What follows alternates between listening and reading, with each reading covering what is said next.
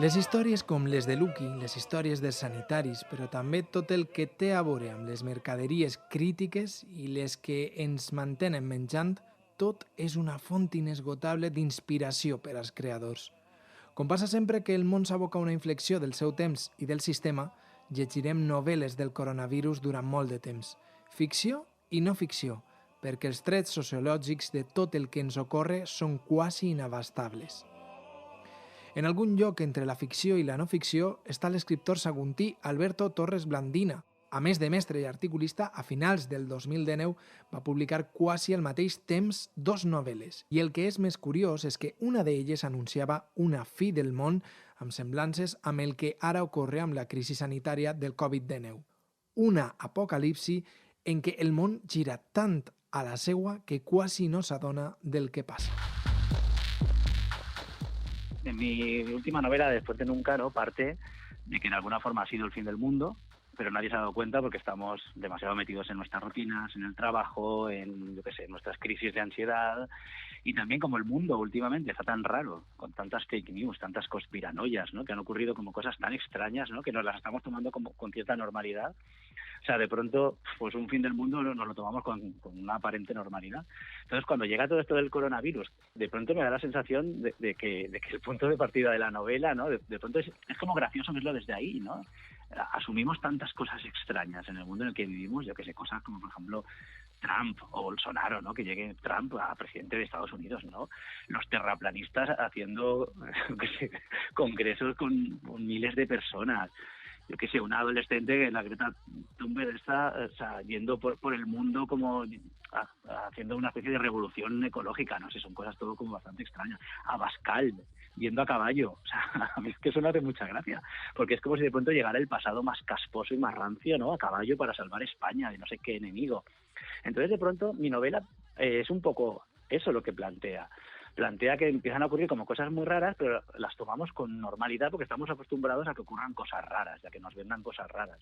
Y entonces lo que ha pasado es que simplemente que ha llegado el fin del mundo y que como una gallina sin cabeza, ¿no?, seguimos corriendo por nuestras inercias, pero claro, el mundo empieza a disolverse y cada vez se enrarece más, ¿no? Y de hecho la novela acaba con un virus. O sea, llega a tal punto de enrarecimiento, ¿no?, como algo que se está pudriendo, la realidad se está pudriendo, que hay un virus letal, ¿no?, que afecta a todo el mundo. Entonces, claro, yo cuando ocurría esto, yo pensaba, es que, claro, si vemos las noticias, ya la mitad de las cosas son como entre ridículas, rancias, increíbles, y cuando llega lo del virus ya es que no te puedes creer nada. Dices, madre mía, ¿qué está pasando? ¿Cómo nos íbamos a imaginar nosotros hace un mes solo que esto podía pasar, que vamos a estar, ¿no?, el primer mundo con lo listos que somos y todos recluidos en nuestras casas sin poder salir? Es, no sé, a mí me parece que es tan increíble, ¿no?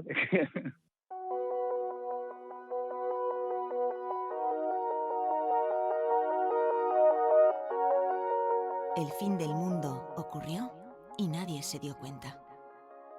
Nos pilló demasiado ocupados. Mientras la realidad se desmoronaba lentamente, nosotros veíamos fútbol en la televisión, fichábamos en el trabajo o tomábamos vino en galerías de arte.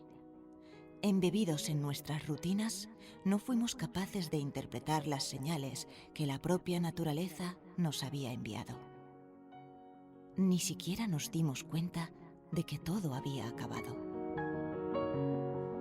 Fue justamente esa falta de conciencia en su propio fin lo que nos mantenía en pie, como ese rabo de lagartija agitándose en el suelo o esa gallina sin cabeza alejándose del cuchillo que acaba de decapitarla.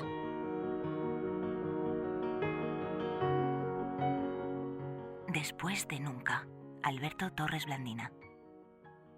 En un article que vas publicar fa uns dies en Valencia Plaza amb el títol «Nos despertarà el coronavirus?», parlaves de la possibilitat que esta inflexió global ens transforme, que ens transforme en el sentit d'un canvi de vida i de prioritats, sobretot pel que fa al sistema de convivència i de producció. Sí, yo estoy convencido porque, yo que sé, al final escuchas a todo el mundo alrededor, la gente está muy cansada, está muy quemada de la rutina que llevamos, la gente está, a mi alrededor todo el mundo está medio medicado, yendo a terapias, y esto no puede ser la vida. Creo que nos estamos equivocando en algo. Creo que hace 100 años se dijo que podríamos trabajar pues como mucho 4 horas al día, ¿no?, para que se enriquecieran igualmente los grandes empresarios. Y ahora estamos trabajando 8 o más, o sea, por precios cada vez más bajos, para que haya gente que tenga yo qué sé, miles de millones más, que no pueden gastárselo ni en toda su puñetera vida. Yo creo que la siguiente revolución es la revolución del trabajo. No es necesario trabajar tanto como trabajamos, ni cobrar tan poco como cobramos. Creo que hay que empezar a mirar un poco por la salud. O sea, no puede ser que estemos con depresiones, con ansiedad, con estrés, como una mayoría de la población. O sea, eso significa que algo se está haciendo mal. Y yo lo que creo es que, bueno, que al final tiene que ver con que hay algunos lobbies, ¿no?, que quieren ganar, yo qué sé, 1.000 millones más. O sea, si tienes ya 5.000 millones, ¿para qué quieres uno más? Si no te lo vas a poder, tus bisnietos no se lo van a poder gastar. Es que es absurdo. No sé, es una especie de avaricia, que es lo que ha acabado el capitalismo, ¿no? Ahí sí que creo yo que Adam Smith fue bastante ingenuo, pensando que cuando no tenía mucho dinero ya no quería más, ¿no? Creo que al final es una especie de droga conseguir más dinero. Y creo que la gente está empezando a cansarse de llevar estas vidas que llevamos. Que no puede ser que vivamos solo para trabajar, que cuando conoces a alguien lo que le defina sea su trabajo. No sé, obviamente hay que trabajar, pero creo que en unas condiciones que la salud sea también importante y la felicidad.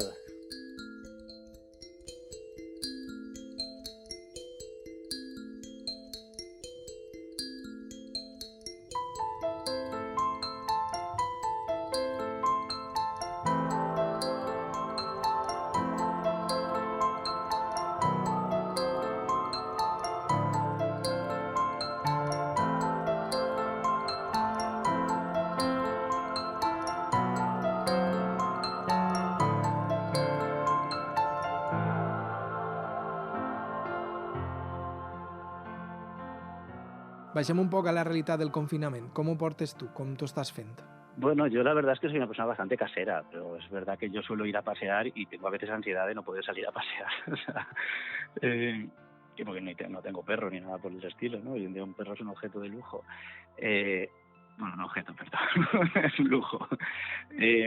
Pero sí que es verdad, por ejemplo, que yo soy profesor, entonces, claro, me está tocando aprender a manejar programas pues de informática, aules virtuals y cosas por el estilo, ¿no? Que yo no sabía. De hecho, mira, creo que nos va a venir bien para ponernos un poco al día en estas cosas, vamos.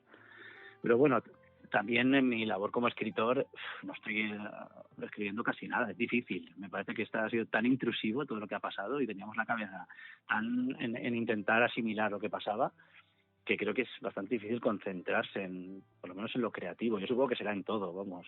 Dins de tot, com a escriptor, és una època imaginativa, creativa per a tu? No sé si estàs escrivint molt.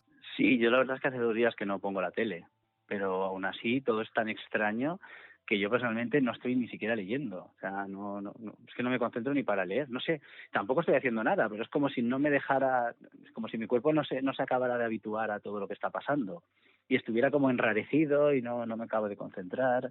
Hay días que tengo como bajón, en plan de, ay mía, ¿cuánto va a durar esto? Y aquí encerrado, un poco de claustrofobia, te digo la verdad, porque mi casa es muy pequeñita.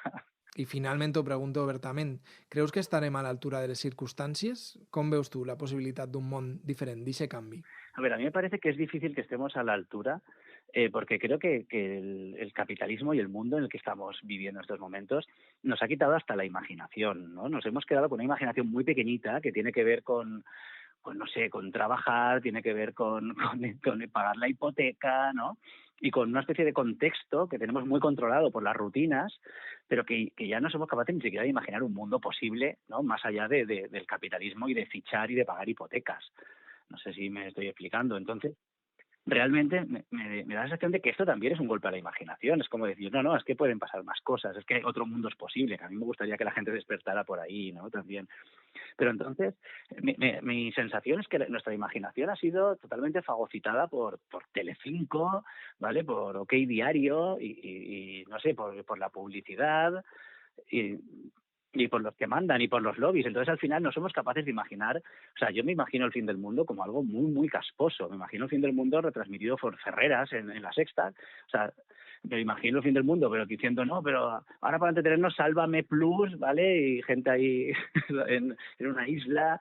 No sé si me estoy explicando, pero que al final es un mundo como nuestra imaginación es muy pequeñita frente a la realidad y es una imaginación, qué sé, bastante casposa, vamos.